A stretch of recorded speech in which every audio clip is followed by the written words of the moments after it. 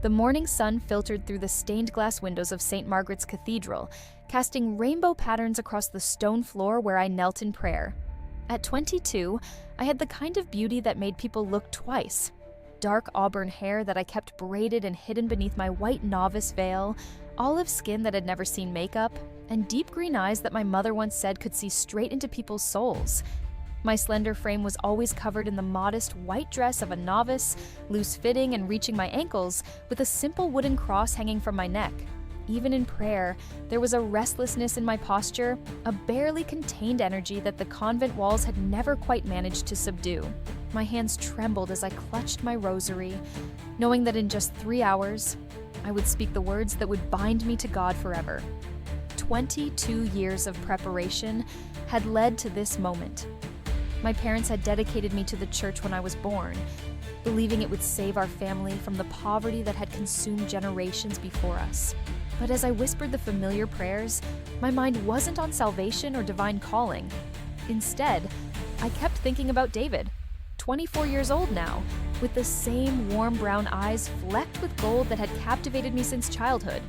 He had grown tall and strong from years of woodworking, his hands calloused but gentle, his dark hair always slightly tousled as if he'd just run his fingers through it. I remembered how he used to dress in simple work clothes, worn jeans and cotton shirts rolled up to his elbows, but carried himself with a quiet confidence that made him seem older than his years. There was something in the way he moved, deliberate and thoughtful, that had always made me feel safe in a world that demanded so much uncertainty. But as I whispered the familiar prayers, my mind wasn't on salvation or divine calling. Instead, I kept thinking about the letter hidden beneath my mattress upstairs, the one that had arrived just yesterday with handwriting I recognized instantly. David's handwriting. The boy I had loved since we were children, before the church walls became my entire world. The sound of heavy footsteps echoed through the chapel, and I opened my eyes to see Mother Superior approaching. Her stern face revealed nothing, but I had learned to read the subtle signs over the years. Something was wrong. She knelt beside me, her black habit rustling against the cold stone. "Sister Catherine wishes to speak with you in the garden," she whispered, her voice carrying an urgency that made my stomach clench. Sister Catherine was the youngest nun in our convent, barely 5 years older than me, and the only one who had ever shown me genuine warmth in this place of cold devotion. I followed Mother Superior through the corridors I had walked thousands of times, past the portraits of saints whose eyes seemed to judge my every step. The garden was my sanctuary, the only place where I could breathe freely among the roses and lavender that Sister Catherine tended with such care. She was waiting by the old oak tree, her usually serene face etched with concern. In her hands was an envelope, and my heart stopped when I recognized the same handwriting from the letter hidden in my room. How had she gotten another one? "Maria," she said softly, using my real name instead of the religious title I had grown accustomed to. I intercepted this before Mother Superior could see it, but there's something you need to know. My hands shook as I took the letter. David's words poured from the page like water breaking through a dam. He was coming for me. Today. He had discovered something about my father's debt to the church, something that changed everything. The vows I was about to take weren't just spiritual, they were financial, a payment for sins I had never committed. "How long have you known?" I asked Catherine, tears blurring my vision. She'd been like an older sister to me, the only person in this place who had made me feel human rather than just another vessel for divine service. "About the letters? 6 months, she admitted, her voice barely above a whisper. "About the debt? I found the documents 3 days ago in Mother Superior's office. Your father owes the church more money than your family could earn in 10 lifetimes. Your vows aren't about God, Maria, they're about ownership." The world tilted beneath my feet. Everything I had believed about my calling, about the sacrifice I was making for the greater good, crumbled like ancient parchment. I had been sold, dressed up in religious language and holy ceremony, but sold nonetheless. "There's more," Catherine continued, glancing around nervously. "David isn't just coming to declare his love. He's bringing a lawyer. He's found a way to pay the debt, to free you from this arrangement. But you have to choose now before the ceremony begins." I sank onto the stone bench beneath the oak tree, my white novice dress spread around me like snow. For so long, I had convinced myself that the ache in my chest whenever I thought of David was a test from God, a temptation to overcome. Now I realized it was simply love, pure and honest, fighting against the chains that had been placed around my heart before I was old enough to understand their weight. What would happen to my family if I left? I asked, though part of me already knew the answer. Catherine's silence confirmed my fears. My parents had used my future to secure theirs, gambling that I would be too devoted, too afraid, too broken to ever discover the truth. The chapel bells began to toll, marking just 2 hours until the ceremony. In the distance, I could hear the other novices preparing, their voices raised in song as they practiced the hymns that would accompany my transformation from Maria Santos into Sister Maria Perpetua, a name that meant forever, a promise I had thought was mine to give. "I need to see him," I whispered, surprising myself with the firmness in my voice.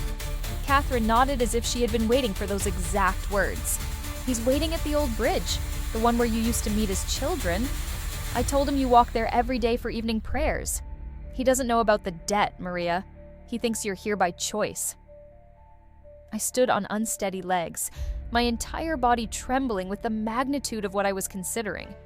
If I walked to that bridge, if I let David see me in my white dress and tell me whatever truth he had uncovered, there would be no going back.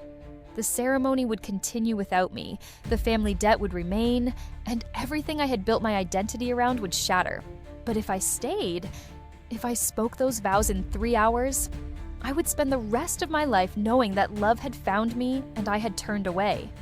That my devotion was built on lies, and my sacrifice meant nothing more than dollars and cents in a ledger book. The path to the bridge felt both familiar and foreign, like walking through a dream of my childhood.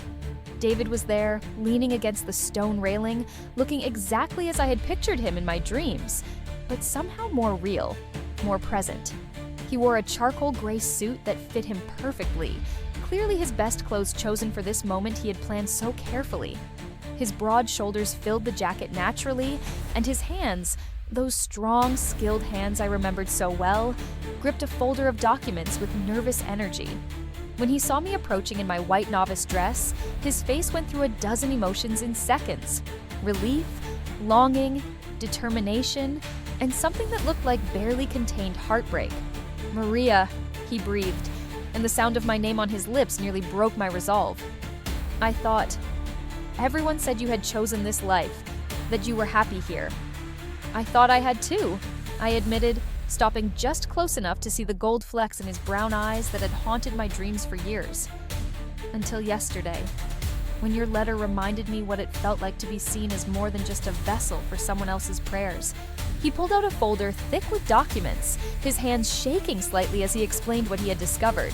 My father's gambling debts, the church's offer to forgive them in exchange for my vows, the legal documents that made my spiritual commitment a financial transaction. David had spent months working with lawyers, selling his own family's land, gathering the money needed to free me from obligations I had never truly understood. But why? I asked, overwhelmed by the sacrifice he was offering to make. "You could have any life you wanted. Why spend everything you have on someone who might choose to stay anyway?" David stepped closer, close enough that I could smell the familiar scent of the woodworking shop where he had learned his trade. "Because loving you isn't a choice, Maria. It's as natural as breathing. And watching you disappear into these walls, knowing you never had the chance to choose for yourself, would kill something inside me that I don't think I could live without."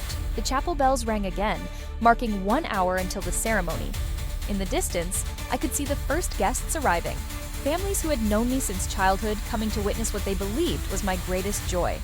My parents would be among them, wearing their best clothes, proud of their daughter's devotion while secretly relieved that their debts would be forgiven. "What happens if I say yes?" I asked, though I was no longer sure which yes I meant. Yes to the vows, or yes to the love that was pulling me toward a future I had never dared to imagine. "If you say yes to me, we leave today. I have a small house 2 towns over where no one knows our story. You could teach children, paint those pictures you used to show me, plant a garden that belongs to you instead of to God. We could build something real together. And if I say yes to the vows?" David's face crumpled slightly, but his voice remained steady. "Then I'll know you made the choice with full knowledge of what you were choosing." and I'll find a way to live with loving you from a distance for the rest of my life. I closed my eyes and let myself imagine it. Walking into that chapel, speaking words that would bind me to a life I had never truly chosen, watching David disappear from my world forever, while I disappeared into the shadows of religious duty. Then I imagined the other path, his hand in mine, a future written in our own words instead of ancient vows. Love that belonged to us instead of to institutions and obligations. When I opened my eyes, David was watching me with the same expression he had worn as a 12-year-old boy, waiting to see if I would climb the oak tree with him or listen to my mother's warnings about proper behavior. Patient, hopeful, ready to accept whatever choice I made. "I need to go back," I said quietly, and watched his face fall before I continued. "I need to go back and tell them that Maria Santos died the day they sold her to pay their debts, and that the woman walking out of those gates with you is someone entirely new." The relief on his face was like sunrise breaking through storm clouds. He reached for my hand, and the moment our fingers touched, I felt something settle into place in my chest, a piece of myself I hadn't even realized was missing. We walked back toward the convent together, my white dress bright against his dark suit, looking like a bride and groom heading toward a wedding that no one else would understand. At the gates, I paused to look back at the stone walls that had contained my entire world for so long. Sister Catherine was waiting just inside the garden, her face tense with worry until she saw our joined hands.